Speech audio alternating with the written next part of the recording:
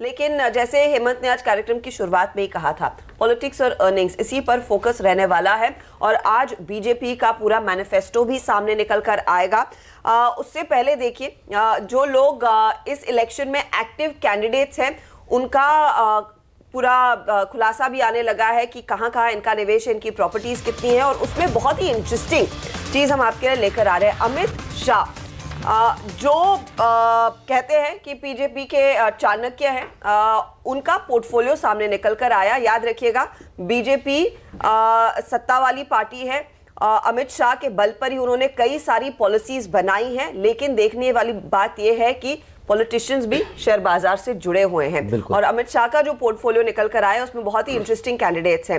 ये देखिए कहां कहां किन किन सेक्टर्स में एक्सपोजर है। ऑफ कोर्स एफएमसीजी पर काफी ज्यादा इनका योगदान है। ऑयल वाली कंपनियां, ऑटो वाली कंपनियां, तो हर किसी सेक्टर का तड़का दिखाई दे रहा है। लेकिन मेरी जो नजर में आया, जो दिग्गज शेयर हैं और उसमें इनका भरोसा मेरे ख्याल में वो पूरी कंजम्पशन थीम पर है। HUL, PNG, Colgate, ITC, Kansai, Nerolac जैसे शेयर हेमंत, ये इंप्रेसिव लगा है। और साथ ही साथ उसको अगर आप कंजम्पशन थीम को आगे बढ़ाकर ले जाएंगे तो मारुति में बड़ा पैमाने पर इनका निवेश किया गया है। बजाज ऑटो, M&M जैसे स्टॉक्स है जो इनके पोर्टफोलियो में है। ऑफ कोर्स मिड कैप में भी एक बहुत बड़ी लिस्ट है, लेकिन एक्साइटिंग ये है कि कंजम्पशन थीम पर पूरा भरोसा है इनको। तो 20 करोड़ से ज्यादा का वैल्यू है इनके पोर्टफोलियो का। तो I am not surprised. Gandhinagar Lok Sabha से देखिए ये दरअसल अपना पर्चा इन्होंने दाखिल किया। कैसा लगा ये पोर्टफोलियो देखकर? मतलब ऑलमोस्ट परफेक्ट पोर्टफोलियो। परफेक्ट है ना? पूरा ओवरऑल पोर्टफोलियो पर आप नंबर कितने देते हैं?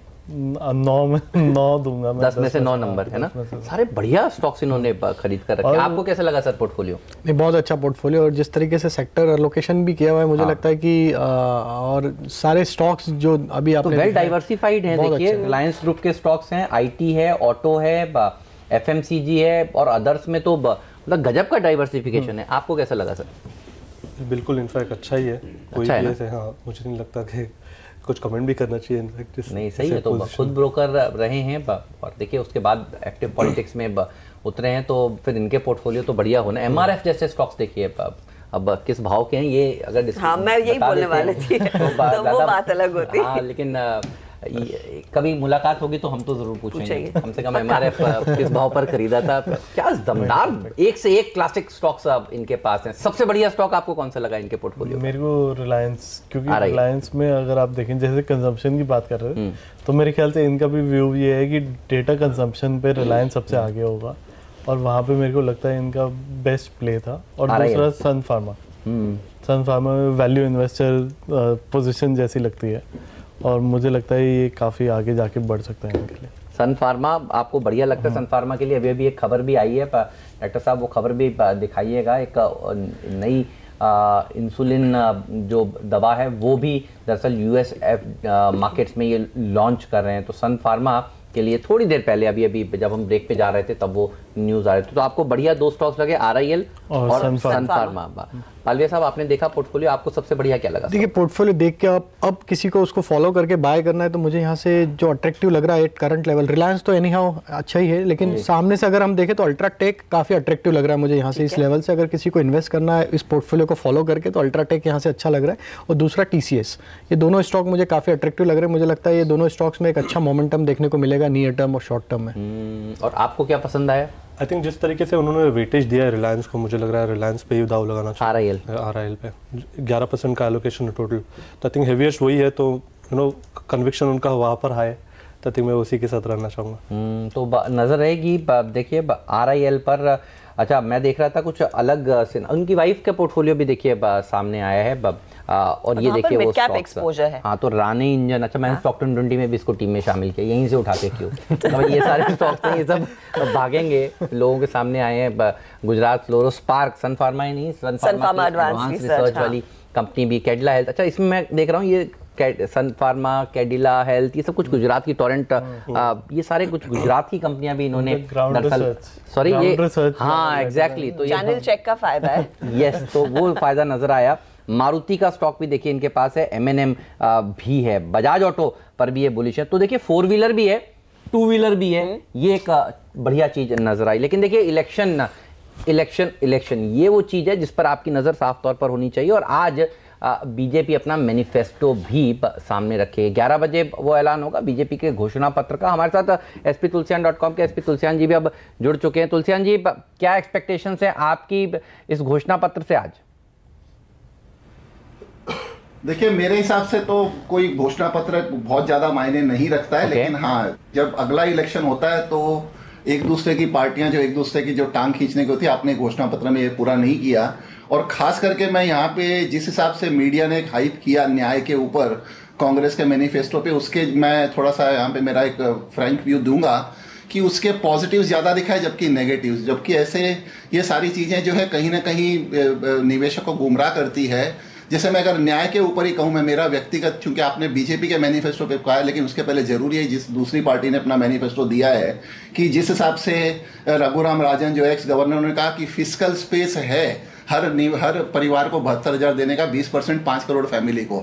मेरा ऐसा अनुमान है कि अगर आप 3,60,000 करोड़ का प्रावधान करेंगे और अगर उसको एक्स रिजर्व बैंक गवर्नर जैसे रघुराम राजन अगर सपोर्ट करेंगे, मेरा ऐसा मानना है, जो भी मेरी समझ है, कि अगर आप एक फर्ज करिए कि कांग्रेस का अगर न्याय इंप्लीमेंट होता है तो आपका गवर्नमेंट की बोरिंग जो है 4 लाख करोड़ रुपए से बढ़ेगी, बॉन्ड यील्ड हो जाएगी 12-13%, जीडीपी गिर के हो जाएगा 4%, इन्फ्लेशन हो जाएगा 10%। क्या हम हमारे देश को फिर से पुराने चीज पे लेके जाना चाहते हैं? और अगर ऐसे ही कोई पॉपुलिस्ट मेजर अगर बीजेपी भी अपने उसमें लाती है डेस्परेशन में दिखा करके, तो मेरा सेम व्यू रहेगा कि प्लीज इकोनॉमी से खिलवाड़ मत करिए अपनी सत्ता में वापसी के लिए। तो ये हर एक के लिए लागू होता है, लेकिन मेरा एक कहना है कि जर्नलिस्टों को कम से कम थोड़ा सा एक रिस्पॉन्सिबल होना चाहिए। मैं इसमें कोई किसी पर्टिकुलर जर्नलिस्ट की बात नहीं कर रहा हूं, मैंने तो सिर्फ आपको एक उदाहरण के तौर पे दिया हूं। तो मैं कोई बहुत ज्यादा तवज्जो नहीं देता हूं इन मैनिफेस्टो को। जो चीजें हो रही है उसको आप ग्राउंड पे देखिए और उस हिसाब से आप चीज का करिए। प्रॉमिसेस तो कुछ भी बनाएंगे, आपको कुछ भी आपके तारे दिखाएंगे कि हम आपको हर एक को एक तारा और एक चांद तोड़ के लाके देंगे। तो काम जहां पर होगा उसी पर ज्यादा जोर देना है और ऑफ कोर्स देखना है कि क्या डिटेल निकल कर आता है। लेकिन तुलसियान जी, आज सुबह से हम कह रहे हैं कि छोटे बैंकों का रहेगा। जिस तरह का सौदा इंडियाबुल हाउसिंग और साथ ही साथ लक्ष्मी विलास बैंक के बीच हो रहा है, कितना असर आपको लग रहा है बाकी बैंकों में? और अगर आपने भी इस डील को अच्छे से पढ़ा होगा, कुछ अंदाजा लगा होगा कि अगली डील कहां पर हो सकती है, क्योंकि काफी तगड़ा प्रीमियम देखिए इंडियाबुल हाउसिंग फाइनेंस देने को तैयार है। कुछ ना कुछ रब ऑफ इफेक्ट तो दूसरे एंटिटीज पर भी दिखाई देगा। कैसे देख रहे हैं इस डील को और कहां पर ज्यादा असर देखने को मिल सकता है इसका आगे? देखिए हर्षदा, एक चीज निश्चित है कि अब जो प्राइवेट सेक्टर बैंक हैं उनकी डिमांड काफी बढ़ जाएगी। मैं कहूंगा कि एक अनार 100 बीमार। मैं नहीं कहता हूं कि सिर्फ एक ही प्राइवेट सेक्टर बैंक जो है टेक ओवर के लिए है, लेकिन कई ऐसी 4 या 5, अगर आप एक फेडरल बैंक को छोड़ दें, उदाहरण के तौर पर अगर मैं आपको कहूं को चाहे सिटी यूनियन बैंक हो, कर्नाटका बैंक हो या फिर डीसीबी बैंक हो, ये सभी के सभी जो है कहीं ना कहीं टेक ओवर के टारगेट है। और चूंकि आपने मुझसे वैल्यू पूछी कि ये बात बिल्कुल सही है कि जब लक्ष्मी विलास बैंक का जो विलय होने जा रहा है इंडियाबुल हाउसिंग और जिसका प्रीमियम दिया, इन स्पाइट ऑफ थोड़े से उसके काफी हेजी फंडामेंटल से पिछले 2 साल से बैंक लॉस कर रही है, क्रेडिट कहीं ना कहीं एनपीए का कंसर्न है, उसके उपरांत अगर ये वैल्यूएशन दिया है तो हर एनबीएफसी चाहेगी, क्योंकि प्रोमिनेंटली करीबन 5 या 7 ऐसी एनबीएफसी यहाँ हैं जो कि कोशिश करेंगे कि हम अपने आप को बैंक में कन्वर्ट करें। और ऐसे में टेक ओवर टारगेट में से मैंने बताया मुश्किल से 2 या 3 ही बैंकें हैं फिलहाल। तो आप ऐसे तो लंबी लिस्ट बना सकते हैं प्राइवेट सेक्टर बैंकों की, लेकिन फिलहाल 2 या 3 ही बैंकें जो है जो टेक ओवर के लिए दिखाई देती है। अगर उसमें फिर से जैसे उदाहरण के तौर पे मैं कहूं कि 2 या 3 साल पहले एक बात सुरसुराहट उठी थी कि डीसीबी बैंक को एचडीएफसी बैंक जो देख सकता है, तो चूंकि एचडीएफसी बैंक ने ग्रुप फाइनेंस का अपना एक स्टेक को सेल किया, तो वहां पे उनके लिए एक तरह से स्वाप अरेंजमेंट में होगा कि वो एक नई बैंक ढूंढे और अपने एचडीएफसी बैंक में विलय करे। तो डीसीबी बैंक एक अच्छा टारगेट हो सकता है इसमें। तो ये जरूरी नहीं कि एनबीएफसी कोई लेवे किसी दूसरी बैंक को। जैसे मैंने बताया कि दूसरा सिटी यूनियन बैंक काफी अच्छा टारगेट है। कर्नाटका बैंक के फंडामेंटल्स काफी अच्छे हैं। कर्नाटका बैंक के आप देखिए बुक वैल्यू करीबन 190 रुपए के आसपास है। ईपीएस भी जो है काफी बढ़िया 18 से 20 रुपए का ईपीएस है। तो उस हिसाब से वैल्यूएशंस के पैरामीटर पे काफी लो वैल्यूएशंस पे चल रहा है। और निश्चित रूप से डिमांड जब प्राइवेट सेक्टर बैंकों की आएगी तो इनके वैल्यूएशन कहीं ना कहीं बढ़ेंगे। पर यह कहना मुश्किल होगा कि कब किस बैंक के ऊपर एक दाव लगाया जाए। लेकिन 2 बैंक है, कर्नाटका बैंक और डीसीबी बैंक को इसी थीम के ऊपर अगर आप एक टेक ओवर के थीम पे या वैल्यूएशन थीम पे अगर प्ले करना चाहें तो दोनों अच्छे रिटर्न्स दे सकते हैं। कुल तो डीसीबी बैंक, कर्नाटक बैंक का, सिटी यूनियन बैंक, ये वो आज तो प्राइवेट सेक्टर के छोटे वाले बैंकों का दिन है। और यही बात हम आपको देखिए शुक्रवार को कह रहे थे, ये भागेंगे और आज सबसे बढ़िया प्रदर्शन ये तमाम स्टॉक्स से दिखाने वाले। लेकिन इंडियाबुल्स ग्रुप इसके स्टॉक्स को आप कैसे अब देख रहे हैं इस डील के बाद? India bulls housing ventures, real estate, कैसे देख रहे हैं आप सर? देखिए हेमंत, मेरा कभी भी जो इंडिया बुल ग्रुप के ऊपर कंसर्न नहीं रहा, और खास करके इंडिया बुल हाउसिंग फाइनेंस पे हमने काफी पॉजिटिव स्ट्रॉन्ग कॉल लिया था। इसका एक ही कारण था, जब एनबीएफसी और हाउसिंग फाइनेंस कंपनी में हमने क्राइसिस देखी अक्टूबर नवंबर के महीने में, उसके बाद भी देखिए इंडिया बुल हाउसिंग फाइनेंस ने कंटिन्यूस अपना हर क्वार्टर में जो इनकी ट्रेडिशन है 500% डिविडेंड देना जारी रखा। यानी इन्होंने इस वित्तीय वर्ष में भी 3 इंटरिम डिविडेंड, 500% के 3 इंटरिम डिविडेंड, यानी 10 रुपये प्रति शेयर के 3 डिविडेंड ऑलरेडी डिक्लेयर कर दिए हैं। यानी 500% डिविडेंड इवन FY18 में कंपनी ने जो है 2100% डिविडेंड दिया था। तो जिस हिसाब से जो थी कि काफी ज्यादा एक लिक्विडिटी कंसर्न है, वो सारी की सारी मैनेजमेंट ने, इंडिया बुल हाउसिंग फाइनेंस ने जो है वो कंसर्न्स को अले किया था कि ऐसी कोई भी चिंता नहीं। उन्होंने अपना एसेट लायबिलिटी 1 महीने के पीरियड पे, 3 महीने के पीरियड पे, 6 महीने के पीरियड पे और 12 महीने के पीरियड पे प्रेजेंट करके दिखाया था कि हमारी सॉल्वेंसी काफी अच्छी है, लिक्विडिटी पोजीशन काफी अच्छी, जो कि 400% तक है। तो लाजमी है कि ऐसे स्ट्रॉन्ग कंपनी जहां पे आपका EPS 90-95 के आसपास हो या 100 रुपए के आसपास हो, तो आपको P मल्टीपल जो है 8 के 9 के P मल्टीपल पे मिलता हो और इतनी अच्छी डिविडेंड यील्ड हो, तो स्वाभाविक है कि इंडिया बुल हाउसिंग फाइनेंस पे अभी भी व्यू पॉजिटिव है। अब रहा सवाल इंडिया बुल रियल एस्टेट, जो उनकी दूसरी अच्छी कंपनी, उसमें इनका जो वर्ली में प्रोजेक्ट है ब्लू, वो काफी कंप्लीशन पे है। उसमें अगर और जब कंप्लीशन, जैसे अभी आपको सब पता है कि रियल एस्टेट कंपनियां प्रोजेक्ट कंप्लीशन मेथड पे अपना फाइनेंशियल रिजल्ट डिक्लेयर करती है, तो उसमें भी आने वाले समय में काफी अच्छा दिखाई देगा। इंडिया बुल वेंचर्स पे एक तरह से मैं कहूंगा कि फाइनेंशियल सर्विसेज कंपनी है, उस पर एक तरह से वॉलेटिलिटी ज़्यादा रहती है, लेकिन उसमें मैं कोई बहुत ज़्यादा निवेश का सलाह नहीं दूंगा। आप एक तरह से वॉलेटिलिटी पे प्ले करिए, पर दोनों कंपनियां इंडिया बुल रियल एस्टेट और इंडिया बुल हाउसिंग फाइनेंस पे काफ़ी अच्छा, फंडामेंटली काफ़ी अच्छा और पॉजिटिव व्यू है। बहुत बहुत शुक्रिया तुलसियान जी हमारे लिए समय निकालने के लिए आज, और इन सभी स्टॉक्स पर और इस बड़ी डील पर अपनी राय देने के लिए। तो ये स्टॉक्स आज रेडार पर रहेंगे। छोटे बैंक के साथ साथ इंडिया बुल ग्रुप की बाकी कंपनियों पर भी आप ध्यान दीजिए। चलिए कुछ और खबरों के बारे में बात करते हैं। और आज फार्मा कंपनी के लिए एक तो ऑफकोर्स टोरेंट फार्मा के लिए एक नेगेटिव खबर आ रही है। USFD ने इनके दहेज प्लांट पर थोड़ी सी आपत्ति जारी की है। स्टॉक आपको याद होगा कि बीते सत्र में लगभग 3% टूटा था। इंस्पेक्शन पहले हुआ, कुछ और डिटेल्स निकल कर आए हैं इस ऑब्जर्वेशन में। चार्ट चेक पहले बताइएगा सच्चिदानंद, क्या और कमजोरी की गुंजाइश है इसमें या फैक्टर इन हो चुकी है ये नेगेटिव? मुझे लग रहा है 4 दिन से लगातार इसमें थोड़ी सी मंदी ही नजर आ रही थी मुझे लग रहा है, बट एक थोड़ा सा रबाव इफेक्ट आ सकता है न्यूज़ फ्लो का। नीचे के लेवल्स देखें तो मुझे लग रहा है 1800 1785 इस पर्टिकुलर लेवल्स के आसपास कहीं जाकर ये गिरावट रुक सकती है। तो मुझे बड़ी डाउन साइड इस पर्टिकुलर स्टॉक में नजर नहीं आ रही है। चार्ट स्ट्रक्चर काफी स्ट्रांग रहा है, इनफैक्ट एक आउट परफॉर्मर रहा है स्टॉक। तो मुझे लग रहा है यहाँ पर जिस तरीके से पोजीशन है, आई थिंक कहीं जाकर वहाँ पर प्रॉफिट बुकिंग आ सकती है अगर ओवरऑल स्ट्रक्चर देखें तो। एंड 1785 से ज़्यादा बड़ा आउटलुक नहीं है इस पर्टिकुलर स्टॉक में। बिल्कुल, तो थोड़ा ये देखिए, ध्यान रखिए गिर चुका है इस खबर से पहले, तो अब आज थोड़ा गैप डाउन होता है तो फिर वहाँ पर लोग अपने शॉर्ट्स को कवर करते हुए नज़र आ सकते हैं। लेकिन टाटा स्टील की बात पालविया साहब ने करी। टाटा स्टील के लिए बहुत ही बढ़िया खबरें भी आई हैं, और देखिए पिछले हफ्ते भी हम लोग चर्चा कर रहे थे मेटल शेयरों में तेजी होगी। टाटा स्टील बढ़िया स्टॉक है, हाईएस्ट एवर सेल्स वॉल्यूम इन्होंने भारत में क्लॉक किया है, और उसका काफ़ी श्रेय टाटा स्टील भूषण जो है BSL उसको भी जाता है। आज हमने स्टॉक 2020 में भी स्टॉक को अपनी टीम में शामिल किया था। बढ़िया देखिए 25% उन्होंने sales Tata steel Bhushan steel का बड़ा है। टाटा स्टील पर ओवरऑल आपका व्यू क्या है, फंडामेंटल्स कैसे लग रहे हैं आपको? मैं थोड़ा होल्ड पे हूँ। अच्छा। क्योंकि जब तक यूरोप का सिचुएशन सॉर्ट आउट नहीं होता तब तक मैं होल्ड पे हूँ। एक बार वो हो जाता है तब आप काफ़ी अच्छी अपसाइड देख सकते हैं, क्योंकि डोमेस्टिक जो ऑपरेशंस है वो एक अकेली कंपनी है जिसने IBC से कंपनी खरीद के उसको ऑपरेशंस में डाल के अब वो फाइनेंशियल्स में भी आ रहा है। तो मेरे को लगता है डोमेस्टिकली काफ़ी बड़ी अपसाइड है, लेकिन जो वो यूरोप का ओवरहैंग है वो एक बार सॉर्ट आउट हो जाए तो मेरे ख्याल से 650 जा सकता है। ओके, तो यूरोप वाला दिक्कतों के ऊपर नजर रहेगी। लेकिन कच्चा तेल जो 70 के ऊपर निकला है, आज इसको किस तरह से प्ले करेंगे बताइए?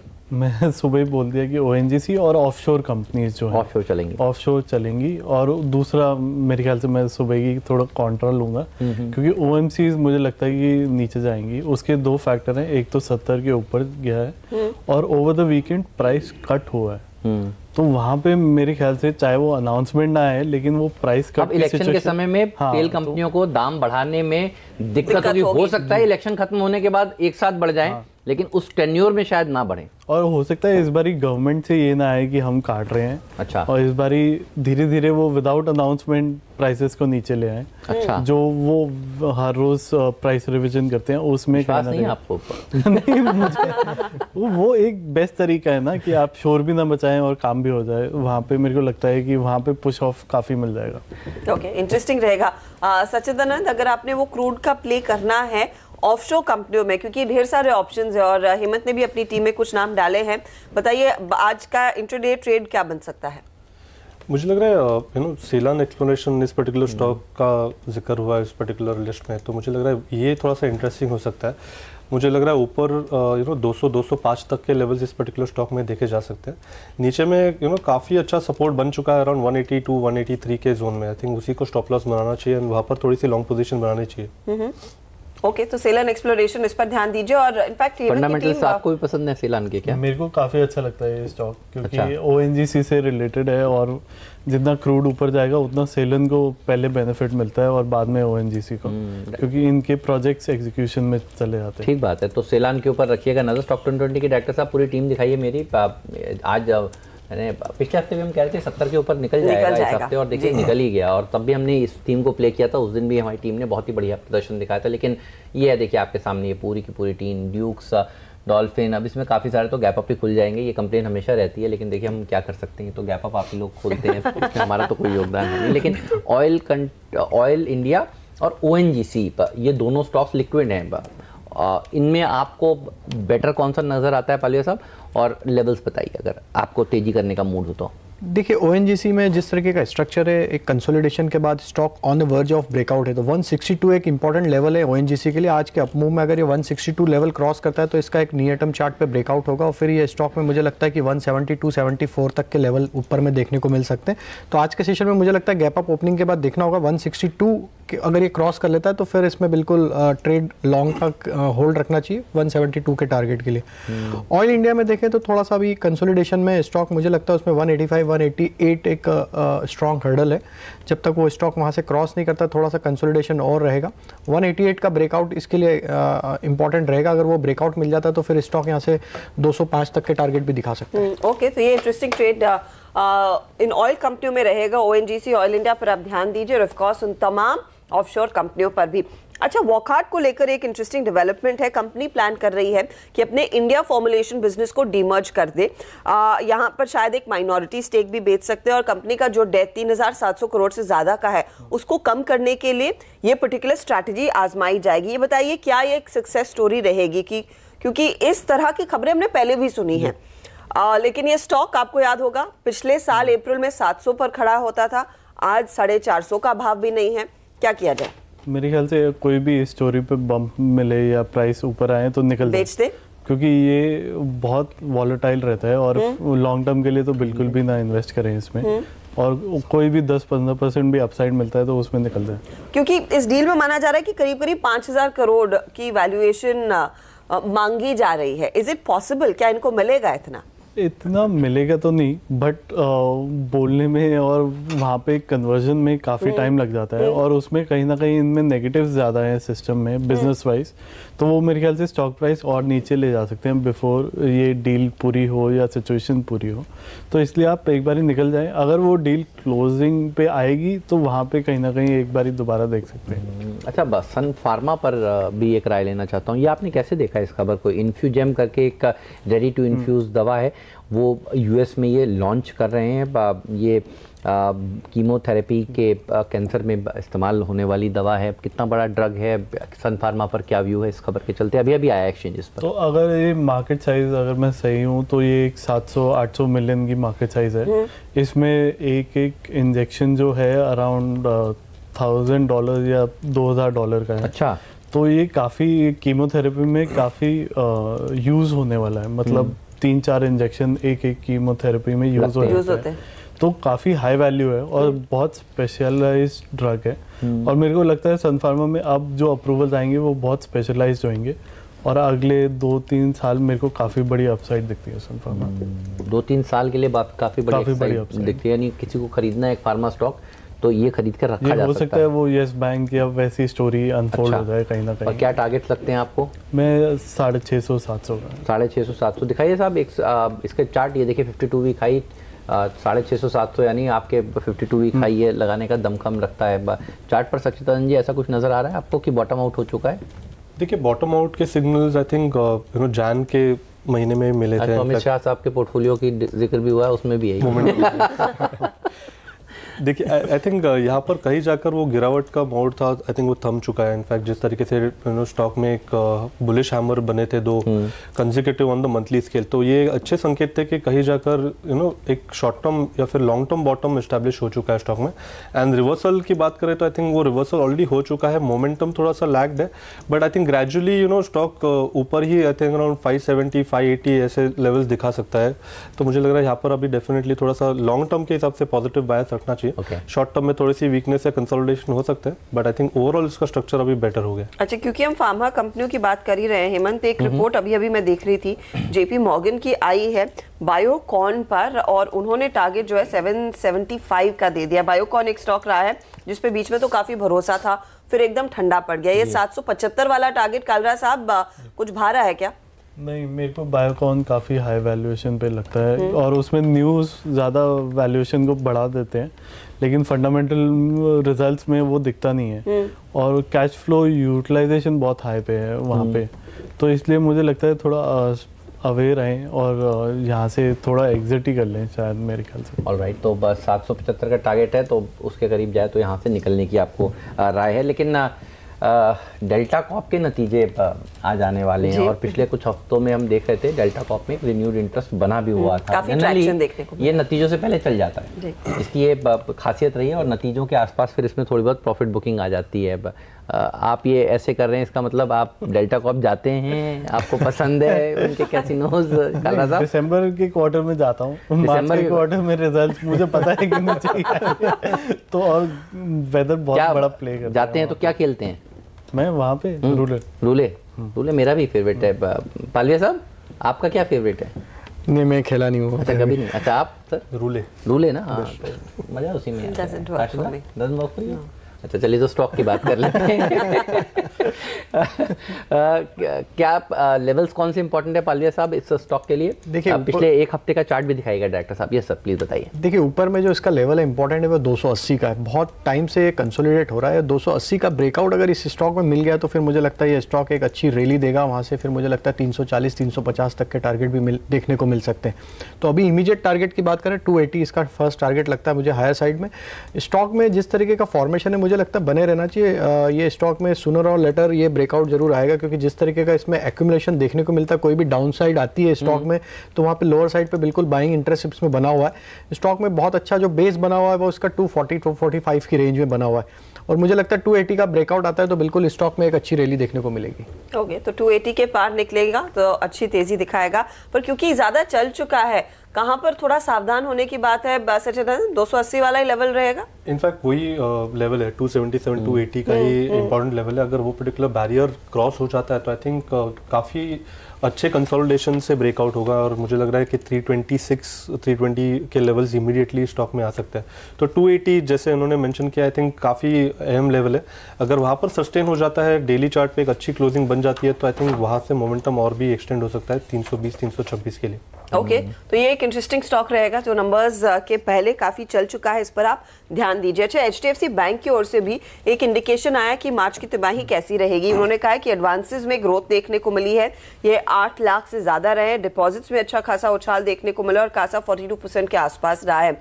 ये स्टॉक थोड़ा सा चलने की कोशिश कर तो रहा है। पहले पालविया साहब ये बताइए, ऑप्शंस में कोई स्ट्रैटेजी बनाई जाए या नहीं इस समय? देखिए, जिस तरीके का इसमें कंटिन्यूस बाइंग एक्शन देखने को मिला, बिल्कुल लगता है मुझे लगता है स्टॉक में बने रहना चाहिए, और अगर यहाँ से किसी को बाय करना है तो 2340 का कॉल ऑप्शन 33 रुपीज़ के आसपास ट्रेड कर रहा है, उसको बाय किया जा सकता है। और अगर चाहिए तो इसमें बुल कॉल स्प्रेड भी बना सकते हैं, 2400 का कॉल ऑप्शन बेच दें, जो कि 15 रुपये 70 पैसे के आसपास ट्रेड कर रहा है। तो ये 60 रुपये का जो हम स्प्रेड प्ले कर रहे हैं, तो ऑलमोस्ट हमारी कॉस्ट इसमें 15 रुपये के आसपास 14 रुपये के आसपास रहेगी। तो ये 14 रुपये की कॉस्ट में हम 60 रुपीज़ के अपसाइड प्ले कर सकते हैं। जिस तरीके का मोमेंटम स्टॉक में है, मुझे लगता है ये स्टॉक बहुत जल्दी 2350 से 2380 की तरफ मूव होना चाहिए। तो बिल्कुल ये बुल कॉल स्प्रेड ट्रेड यहाँ से एक सही साबित होगा। शायद हमने पहले भी एक बार HDFC बैंक में बुल कॉल स्प्रेड दिया था और उसमें काफ़ी अच्छे रिटर्न देखने को मिले थे। तो मुझे लगता है अभी भी ये ट्रेड यहाँ से इनिशिएट करना चाहिए। जिस तरीके का इसमें बाइंग इंटरेस्ट है, कंटिन्यूस लॉन्ग एडिशन है और स्टॉक हायर साइड पे कंसोलिडेट कर रहा है, मुझे लगता है स्टॉक ड्यू है अपसाइड के लिए। तो इस बुल कॉल स्प्रेड में आप कह रहे हैं 2340 का कॉल बाय करें और 2400 का कॉल बेचें, राइट? ये स्ट्रैटेजी रहेगी। जो बुल कॉल स्प्रेड हम बता रहे हैं वो ये है कि 2400 का कॉल आप बेचेंगे, उसके सामने 2340 का कॉल खरीद के जाएंगे। इंटरेस्टिंग स्ट्रैटेजी और यहाँ पर पैसे बनने के पूरे चांसेस हैं। लेकिन इन नंबर्स पर भरोसा बढ़ा है? फिर मेरा भरोसा पहले से ही था और कंफर्म हो जाता है। और मेरे को लगता है कि HDFC बैंक में कहीं ना कहीं एक 10 से 15% की मूव बाकी है, क्योंकि अगर आप FI रिस्ट्रिक्टेड स्टॉक देखें, वो अलग से ट्रेड करता है, वहाँ पे एक 15% का प्रीमियम चल रहा है आज की डेट में। सही और है। वो जनरली पहले विंडो में चलता ही है। हाँ, वो विंडो पे जब ज्यादा पुश हो जाता है तो यहाँ पे भी जब कैश मार्केट में वो पुश कहीं ना कहीं धीरे धीरे एक्यूमुलेट हो रहा होता है। ठीक बात। तो मेरे को लगता है ये एक मूव पेंडिंग है और इस नंबर्स पे शायद वो मूव स्टार्ट हो जाए। ठीक बात है। तो देखिए अर्निंग सीजन अब शुरू हो जाएगा इस हफ्ते से और HDFC बैंक अपना आउटलुक शेयर कर रहा है, लेकिन TCS और इन्फोसिस ये दो ऐसे स्टॉक्स हैं जिस पर नजर होगी। 12 तारीख को इनके नतीजे आने वाले। इन्फी में तो राजेश जी ने कह दिया कॉल खरीद लीजिए, बढ़िया पैसा आपका बनेगा। आपकी एक्सपेक्टेशन क्या है इन्फी TCS से? मेरे ख्याल से ये अबव एक्सपेक्टेशन आएंगे और कैश फ्लो, क्योंकि मार्च एंडिंग है तो बैलेंस शीट भी आएगी और सब ज़्यादा कैश फ्लो पे ज़्यादा बैलेंसेस पे ज़्यादा लुकआउट करेंगे ताकि अगला बायबैक कब आएगा वो सिचुएशन में है। सही बात है। तो कौन से लेवल्स इंपॉर्टेंट है TCS के लिए भी बता दीजिए और इन्फोसिस के लिए भी बताइए आपके लिहाज से। देखिए दोनों स्टॉक्स काफ़ी बढ़िया है। इनफैक्ट मुझे लग रहा है कि TCS से 2150 जो हम काफ़ी समय से मेंशन कर रहे हैं वहाँ तक तो अपसाइड इसमें अवेलेबल है। इन्फोसिस की भी बात करें तो आई थिंक जिस तरीके से इमीडिएटली शॉर्ट टर्म एवरेजेस का कन्वर्जन है, मुझे लग रहा है यहाँ से जो मोमेंटम बन सकता है तेज़ी का वो आई थिंक 765 के ऊपर है। तो 765 के ऊपर 786 790 काफ़ी स्विफ्टली आ सकते हैं। तो ये काफ़ी इम्पॉर्टेंट जंक्चर पे है।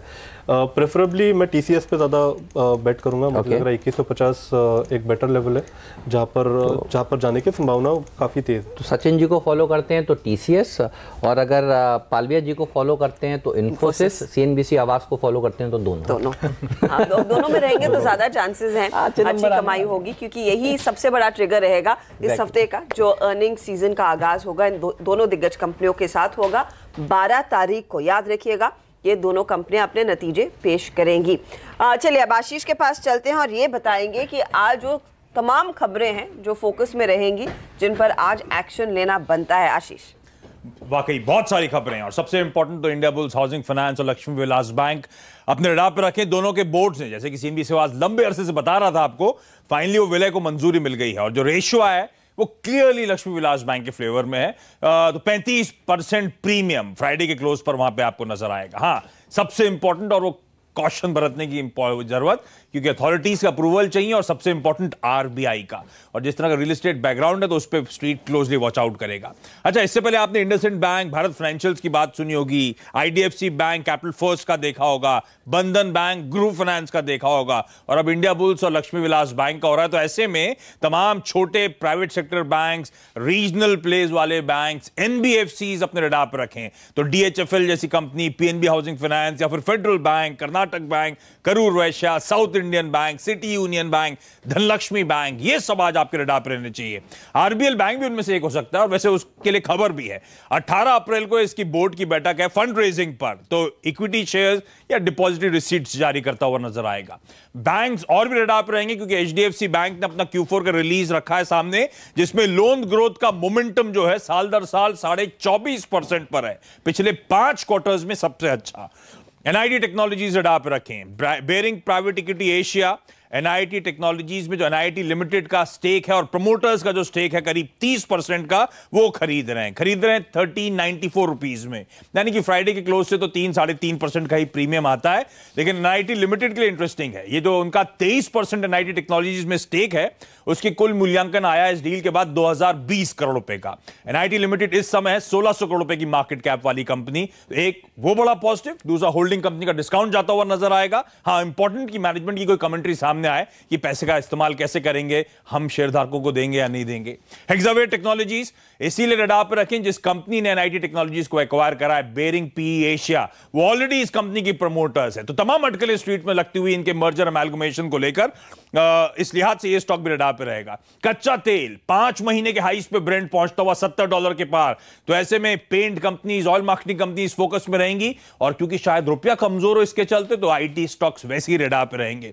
जेट एयरवेज, और यहां पे एसबीआई लेड जो कंसोर्शियम है लेंडर्स का, वो डिले हो गया था कुछ एक्सप्रेशन ऑफ इंटरेस्ट मंगाने में, तो आज से शुरुआत होगी और कहा जा रहा है लास्ट डेट अप्रैल 9 से बढ़ाकर अप्रैल 10 कर दी जाएगी। फ्यूचर कंज्यूमर ये अथीना लाइफ साइंसेज को एक्वायर करने वाले हैं, जो जानी जाती है अपने राया, D free, here for sure जैसे ब्रांड्स के लिए। कुल मिलाकर 350 करोड़ रुपए इसने आईएफसी, वर्लिन्वेस्ट और प्रोमोटर्स ने जुटाए थे, और उसके जरिए ये एक्विजिशन होगा। वॉकहार्ट को लेकर रिपोर्ट्स आ रही है कि अपने इंडिया फॉर्मुलेशन कारोबार को डीमर्ज कर सकते हैं और उसमें एक सिग्निफिकेंट माइनॉरिटी स्टेक बेचा जा सकता है, जिसके लिए खुराकी वाला साहब तमाम पी फंड से बातचीत कर रहे हैं, ऐसा रिपोर्ट सजेस्ट करती हैं। और इस कंपनी की बुक्स पर डेट जो है वो मैं देख रहा था करीब 3700 करोड़ रुपए का है।